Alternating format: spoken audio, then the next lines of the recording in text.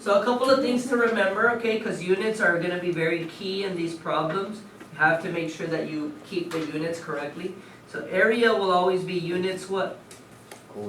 Squared, and volume will be units cubed. So that's very important to remember when you're writing your answers to a lot of these problems. You have to include the units, Axel, okay? You want to make sure that the units are correct. Cool? Yes? Alright, let me just check the camera to make sure it's in the right place. Yeah, it looks good. Move it a little bit this way. Okay. Are we good? A couple of other things to take note of, right? Is that if rates are increasing, then what can you tell me about them? They're positive, right? If the rates are decreasing, then they are negative, okay? So notice in the wording, they didn't say decreasing and then -2, right? Right? So make sure you don't make that mistake. We kind of practiced that last time when we were doing the instantaneous rates of change, right? So it's just a continuation of that. Cool? Alright, so now we're trying to go backwards, alright? I want you to be able to see a notation and interpret it in words. So let's see if you can convert those to statements. What is that first one talking about? What does that capital C usually represent in math? Circumference, right? Okay, so what could we say? The circumference of a circle. The circumference of a what? Circle is what? Increasing at a rate of 2 inches. Decreasing? Increasing. Oh, increasing. How do I know it's increasing? It's negative. Because it's positive, right? So it is increasing at a rate of 2 inches per day. Very good. Okay, what would the next one be?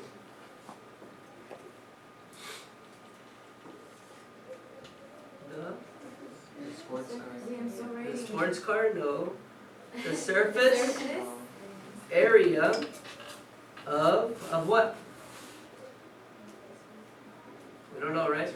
Wait, it could be still writing. Okay. Keep writing then. Okay, now we get it. So the surface area of an object, right? We don't know what particular shape, it could have been anything, right? Is what? Increasing as well?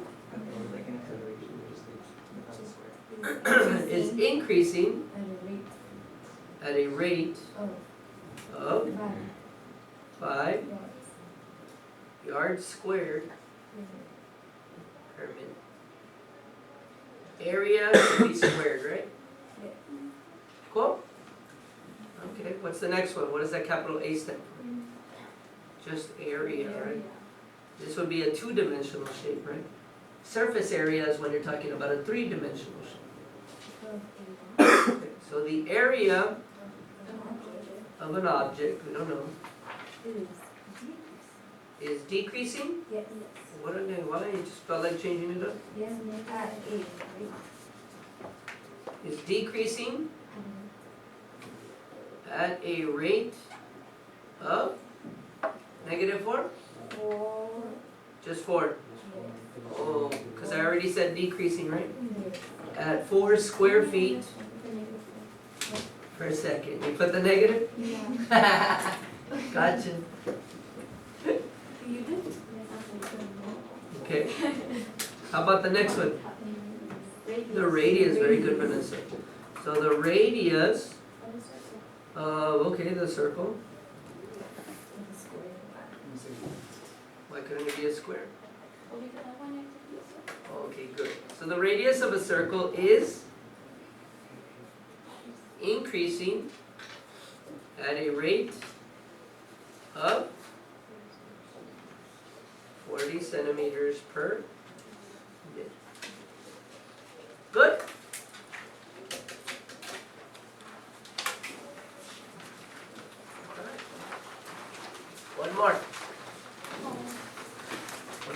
talking about? Volume.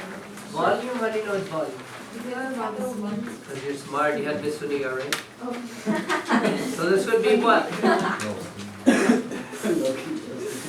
The volume The volume of of a an on object, okay, is what? is deep. Is decreasing. Why is it decreasing? It's negative. It's decreasing at a rate of 10 meters cubed per second. Did you put the negative again on it? No, I didn't. No? Okay, good. Are we good, Blanca? You need a jacket? I have one right there. You can borrow it. Are you cold? No, never mind then. You couldn't like triple speed roll facing. Just put it on the ground. I'll put it up. It's, yeah. Thank you. Put it on. You're welcome. There's like no in between. There's no. Yeah, there's it no doesn't in even between. move. It's And not then like the turbo middle still or doesn't it'll move. And then she move. put like the rest is like flying away. Turbo, right? I hate you putting it up high because it's just like Somebody it's gonna like fall out. must have messed up there. This Okay. Yeah, this is radio. So, for these related rates problems, we're gonna have a lot of problems where we're gonna use a ton of geometric formulas, okay? And then we're gonna have to differentiate those geometric formulas. That's what we're gonna practice here. We're gonna practice implicit diff, but we're gonna do it with the formulas that are given. And you have to go back and recognize what is that formula for. So let's see, what is this formula for? Area of a what? A circle. Of a circle, right? So you have to remember your geometry formulas, okay? And if you don't remember, then you're gonna have to like Google them, or you're gonna have to like go to the library and find a book that has geometric formulas in them, or maybe you could look underneath your desk and there might be a calculus book, and somewhere in there might be some geometric formulas that you could use, right? Okay? So we're gonna do a couple of them together, and then you're gonna finish the rest of them today, and then that'll be it. Okay, and this is going to be very important for you to keep for when we come back on Monday and we actually start working out problems involving related rates. Okay? So let's look at this one. This is, you said the area of a what? Area of a circle. Okay. And how do I find the, if I wanted to find the derivative with respect to time, what would its derivative be over here? Get the derivative of A, what would that be? dA over dt equals?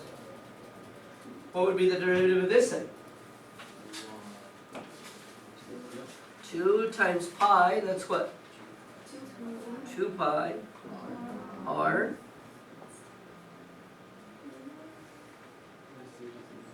That's it? It doesn't match. dr dt.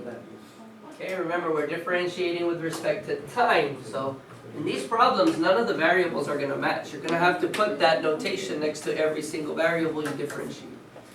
Good? Yes? Easy? Okay.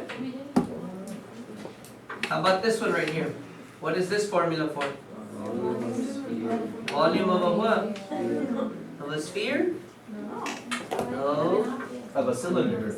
Of a cylinder. How do you know it's a cylinder? It says height. Because it has height. Because it has height, so not, cylinders are the only things that have height? But it also has a circle and height. Oh, it also has the area of a circle, right, which is this guy down here, Yeah. and it has a height. Or maybe you just saw a cylinder on my desk, so that's why you guessed it. Oh, well, I actually thought of. You didn't even see it there? Okay, do you remember in geometry, they used to give you this formula? Big B times H. What does the big B stand for? Area of the base, which would be that pi r squared part, right? Good. Okay, so to get this derivative, let's do the first part, so that's easy, dv dt. But to get the derivative of this side, now I have two variables multiplied with each other, so I would have to do what? Product rule. Oh, how fun. You remember that? No. Yes? So let's try it. We're going to consider pi r squared to be the first and h to be the second. Okay, so derivative of the first is what? 2 pi RD, RDT, ooh, that sounds like a song, okay, times the second, which is H, plus the first, pi r squared, times the derivative of the second, dH dt. And now, for some reason, I don't like the dRdt's or the rates to be in the middle. I like to send that variable to the end. So I just like to rewrite it. You don't have to, but I do. So I write it like this. 2 pi RH dRdt equals pi r squared dH dt. Okay. Now we're not always going to have to do problems like this where we're going to have two different rates and two different variables and things like that, because sometimes some things are going to remain constant. What happened? You put equals. Oh, I didn't put an equals. I know that too. And you wrote it too? I wrote it and I was like, I didn't know this long math. It should be a plus, guys. Thank you for noticing that. I'm human, guys. Remember, I make mistakes. Everybody has So- those days. Yeah, I mean, it's one of those days. Everybody has them. So, remember that sometimes parts of the problems are going to be constant. Okay, so for example here, what was constant? The amount of balloon. What was constant? Your breath. Breathing? The rate at which I what? Exhale. I exhaled the air, right? So that was constant, so that wouldn't change. So, or for example, let's say on this one, right? No, not this one, but here. So let's say you're talking about the volume of a cylinder, right? So let's say this is filled with water, right? Okay? And let's say I just get this thing and it's filled with water, but I start squishing it. Okay? Is the volume inside it going to change? It's completely closed, but I just start squishing it. Like the balls at the mall, like they have stuff inside of them, and they're squishy balls, and you squish them. Does the volume inside change when you squish it? No, right? So like this would actually end up just being what? 0, right? Because does the volume have a rate of change?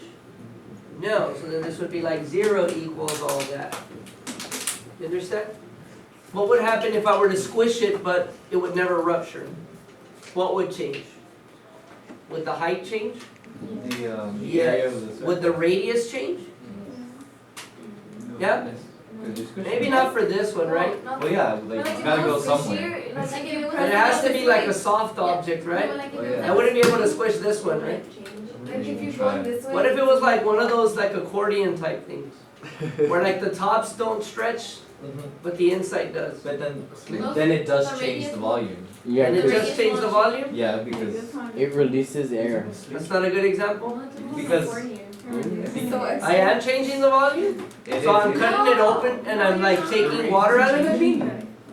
the thing is, the reason that it The would change, accordions- yeah, like a beanbag, that's better, because But nothing would change. Okay, well not an accordion, Not just just an accordion type on But I'm this. It would work if there's no ventilation. A slinky. Okay, so let's say it's a perfectly spherical beanbag, Yes. okay? So it's in the shape of a sphere, and the volume of that sphere will not change because I'm not changing anything inside of it. But I can squish that beanbag, It right? goes this way. You gotta switch a Wait, like those pillows that have those tiny little balls? Yeah, like those pillows that have Yeah, those. but it's a Or cylinder. slinky. It's like a yeah, cylinder. that they come slinky in will like a change Tootsie volume. Yes, Really? and then Yeah, you squish because- it and then they get Oh like, yeah, true. Yeah, like those, okay? Changes volume. you get. Got it? Something So, has to switch. what was the whole point of that conversation? I don't know, I'm not.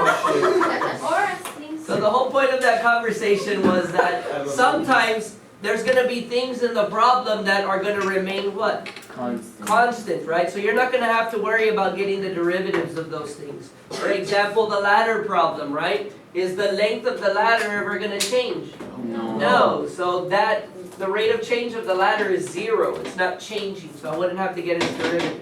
Or if I got its derivative, it would just be what? 0. You understand? So that letter in the problem will go away. Okay? Alright, anyways, what's this next one? Anybody remember that one? Pythagorean theorem. Yeah, I got this tattooed on my back. No? In Old English.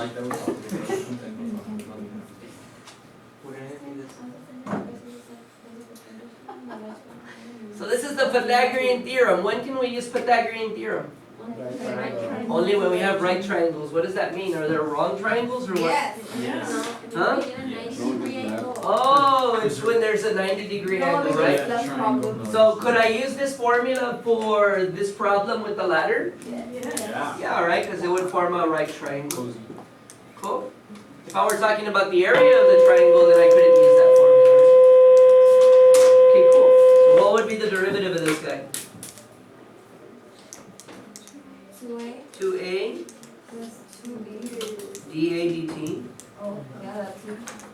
plus 2b Or not to be. 2b not to dB dt equals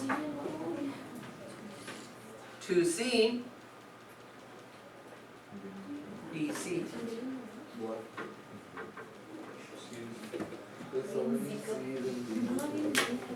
You're getting confused? So many D's. What if you accidentally drink? Come get off. You drink it to your drink, Cool. and then you